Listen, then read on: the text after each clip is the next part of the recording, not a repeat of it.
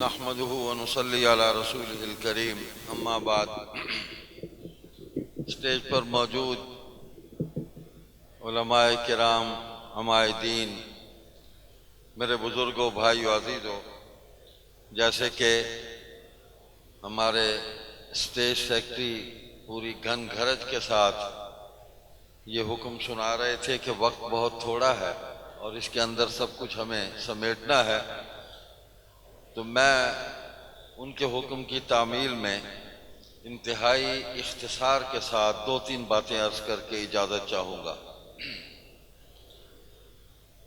آج کا یہ اجتماع اور پورے پاکستان میں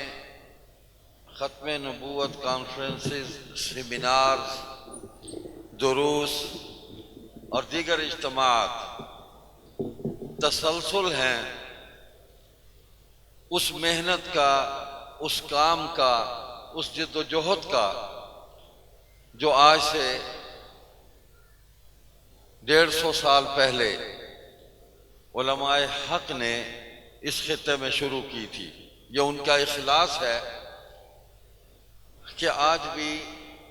ان کی آواز توانا ہے، آواز دبی نہیں، کمزور نہیں ہوئی، مدھم نہیں ہوئی، بلکہ جذبات، عزائم پہلے سے زیادہ بلند ہیں،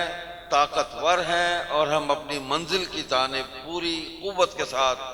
شان کے ساتھ آگے بڑھ رہے ہیں۔ جس جماعت کے ساتھ میرا تعلق ہے، مجلس احرار اسلام، بر صغیر میں تحریک ختم نبوت کی بانی جماعت ہے، اور اس کے بانی اور امیر اول امیر شریعت مولانا سید عطا اللہ شاہ بخاری رحمۃ اللہ علیہ، انہوں نے ایک گلدستہ سجایا تھا حضرت علامہ محمد انور شاہ کاشمیری رحمۃ اللہ علیہ کے حکم سے، اور مجلس احرار کے عنوان سے ایک جماعت کو قائم کیا تھا، جہاں وہ آزادی کی جد و جہد بھی پوری قوت کے ساتھ کر رہے تھے، وہاں اسلام کے خلاف اٹھنے والے فتنوں کا بھی مقابلہ بڑی بہادری کے ساتھ وہ کر رہے تھے، اور اس گلدستے میں تمام مسالک کے لوگ انہوں نے پھولوں کی طرح سجائے اور پوری امت کو عقیدہ ختم نبوت کی اہمیت کا، اس کی فضیلت کا احساس دلاتے ہوئے وحدت کی لڑی میں پرویا۔ میں ابھی بھائی احتسام الہی صاحب سے کہہ رہا تھا کہ ہماری جماعت مجلس احرار اسلام کے پہلے سیکرٹری جنرل، بانی سیکرٹری جنرل مولانا سید محمد داود غزنوی تھے، جو مسلک اہل حدیث سے تعلق رکھتے تھے، اور ہماری جماعت میں اس وقت جو پورے ہندوستان کے سالار اعظم تھے وہ صاحبزادہ سید فیض الحسن تھے، جو بریلوی مسلک سے تعلق رکھتے تھے، اور دیوبندی علماء تو تھے ہی۔ تو یہ قافلہ تھا جسے لے کر وہ آگے بڑھے، اور اس کا تسلسل آج آپ دیکھ رہے ہیں۔ عقیدہ ختم نبوت، اس کی اہمیت، اس کی ضرورت کبھی بھی ختم نہیں ہوگی، اس کی روشنی قیامت تک پھیلتی چلی جائے گی، اور لوگ اس سے، اسی عقیدے سے اللہ کی معرفت حاصل کریں گے، اور قیامت میں اللہ تعالیٰ کی رضا بھی حاصل کریں گے۔ تو آج ہم اکٹھے ہیں، کل بھی اکٹھے تھے اور آئندہ بھی اکٹھے رہیں گے۔ محاذ مختلف ہیں۔ ایک محاذ قلم کا محاذ تھا، علماء نے اور مصنفین نے، صحافیوں نے اور دیگر لکھنے والے لوگوں نے، دانشوروں نے، مورخین نے، حتیٰ کہ افسانہ نگاروں نے، ناول نگاروں نے، شاعروں اور ادیبوں نے مجلس احرار اسلام کی تحریک پر، ادب کے محاذ پر بھی جو کچھ ختم نبوت کے حوالے سے کام کیا ہے،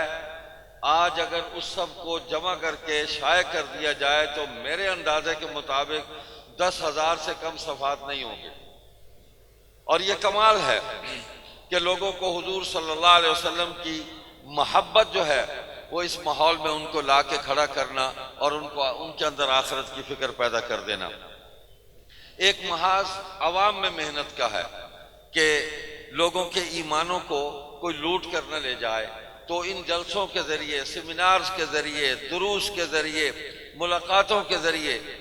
اس کو بھی جاری رکھا گیا۔ اور ایک محاذ تحریکی محاذ ہے کہ جب ضرورت پڑی تو پورے ملک کے عوام کو ان کو میدان میں لا کر کھڑا کیا گیا، قوت کا مظاہرہ کیا گیا کہ کسی بھی سازش کو کامیاب نہیں ہونے دیں گے۔ اور الحمدللہ ان تحریکوں کے اندر خصوصاً 1953 کی تحریک ختم نبوت جو مجلس احرار اسلام ہی کے ایما پر اور اس کی تحریک پر جمع ہونے والے علماء نے کل جماعتی مجلس عمل بنائی اور راست اقدام کی قرارداد پاس کر کے تحریک کا آغاز کیا۔ اور کمال یہ ہے کہ جس دن کراچی 1952 میں، فروری 1952 میں مجلس عمل کا اجلاس ہوا اور اس میں راست اقدام کی قرارداد پاس ہوئی کہ ہم اب تحریک شروع کر رہے ہیں، ہمارے مطالبات نہیں مانیں گے، اسی رات تمام کی تمام مرکزی قیادت کو گرفتار کر لیا گیا اور 1953 کی تحریک ختم نبوت بغیر کسی قیادت کے پوری آب و تاب کے ساتھ چلی۔ قیادت جیلوں میں تھی، عوام سڑکوں پر تھے۔ تو یہ ایک تاریخ کا منفرد ایک واقعہ ہے کہ بغیر قیادت کے اس تحریک نے اپنے مقاصد کو حاصل کیا۔ 10,000 مسلمان اس کے اندر شہید ہوئے۔ لاہور کا مال روڈ خاص طور پر یہ مسلمانوں کی لاشوں سے اس کو سرخ کیا گیا، خون بہایا گیا، چھانگا مانگا کے جنگلوں میں ان کی لاشوں کو لے جا کر جلایا گیا اور ان کی راکھ کو جھیل میں اور راوی کی لہروں کی نظر کیا گیا۔ لیکن نہ عقیدہ ختم نبوت کی آب و تاب ختم ہوئی، نہ پرچم ختم نبوت جو ہے سرنگو ہوا، اس کے اندر اور طاقت پیدا ہو گئی۔ ہم نے تشدد برداشت کیا، صبر کیا، قربانی دی، الحمدللہ اس قربانی کا نتیجہ آج ہمارے ہاتھوں میں ہے۔ اور 1974 میں جو آخری بات میں کر رہا ہوں کہ ٹھیک 20 سال کے بعد اللہ تعالیٰ نے اس قربانی کو کامیابی سے ہمکنار کیا اور وہ جو ایک محاذ ہے پارلیمنٹ کا محاذ، وہاں پر علماء نے جو اپنی تعداد میں بھی کم تھے انہوں نے اس کا فیصلہ کرایا اور میں خراج تحسین پیش کرتا ہوں اس دور کی قومی اسمبلی، سینٹ کے ارکان، پارلیمنٹ کے تمام ارکان کو، اس دور کے وزیر اعظم جناب ذوالفقار علی بھٹو مرحوم کو، اور اسمبلی کے اندر خصوصاً جو علماء تھے جن کی قیادت حضرت مولانا مفتی محمود، مولانا شاہ احمد نورانی، شاہ فرید الحق، مولانا مصطفیٰ اظہری، مولانا عبدالحق اور مجاہد ملت مولانا غلام غوث ہزاروی اور دیگر حضرات جو کر رہے تھے کہ انہوں نے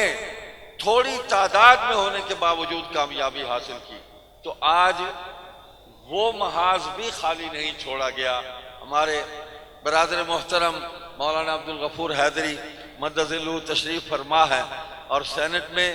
انہوں نے اس محاذ پر پہرا دیا ہے اور انشاءاللہ آئندہ بھی اس محاذ پر وہ اپنی جد و جہد اور سعی کو جاری رکھیں گے اور ہماری دعائیں اور ہماری محبتیں ان کے شامل حال رہیں گی۔ تو جناب والا آج کی اس کانفرنس پر میں حضرت مولانا عبدالحفیظ مکی رحمت اللہ علیہ ان کو خراج تحسین پیش کرتا ہوں۔ یہ ان کا لگایا ہوا پودا ہے۔ اور حضرت مولانا منظور احمد چنیوٹی رحمت اللہ علیہ جو تنہا ایک آدمی ایک ادارہ تھا، کمال آدمی تھا، ایک آدمی اور ایک ادارہ۔ اسی طرح مولانا محمد ضیاء القاسمی رحمت اللہ علیہ، یہ ان کا سجایا ہوا یہ سٹیج ہے انٹرنیشنل ختم نبوت موومنٹ کا، کامیابی کے ساتھ اپنا سفر یہ طے کر رہے ہیں اور منزل کی طرف بڑھ رہے ہیں۔ اللہ تعالیٰ ان سب کو سلامت رکھے، جزائے خیر عطا فرمائے، اور ہمیں خوشی ہے کہ مجلس احرار اسلام نے جو پودا لگایا تھا وہ تناور ہو گیا، پھل اس کا لگ گیا، آج پوری قوم کو اس کا پھل مل رہا ہے، پھولوں سے پوری فضا معطر ہے، اور ہم سب عقیدہ ختم نبوت کے مبلغ اور مناد ہیں۔ اور امیر شریعت کا یہ پیغام سنا کے میں بات ختم کرتا ہوں کہ مسلمانوں، عقیدہ ختم نبوت پر آنچ نہ آئے، اور پرچم ختم نبوت گرنے نہ پائے، اور انشاءاللہ نہیں گرے گا۔ اور ایک اعلان، 11-12 ربیع الاول کو ہم چناب نگر میں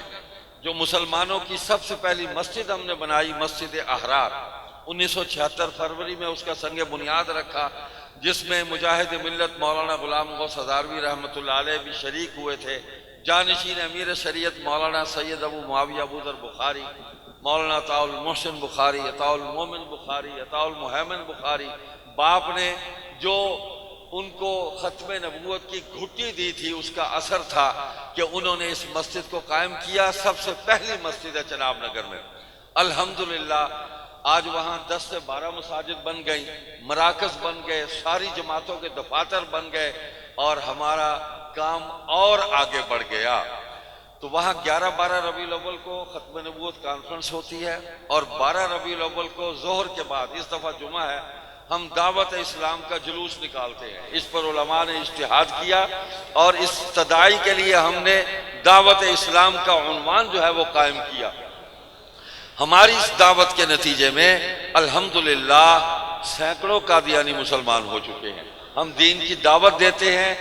اور مسلمانوں کو کافر بنانے والا کام ہم نہیں کرتے، ہم کافروں کو مسلمان بنانے کی محنت کرتے ہیں، اور اس محنت کو لے کے آگے چل رہے ہیں۔ آپ نے دیکھا یہ کتنے ہمارے بھائی یہاں نو مسلم آئے ہوئے تھے، یہ ایک محنت ہے، اور اس محنت کو جتنا آپ تیز کر سکتے ہیں اس کے اندر طاقت پیدا کریں، اور دعوت کے محاذ پر دعوت کا انداز اور دعوت کے ہتھیار لے کر اٹھیں، اور جب جہاد کا میدان آئے گا تو وہاں جہاد کے ہتھیار لے کر جائیں۔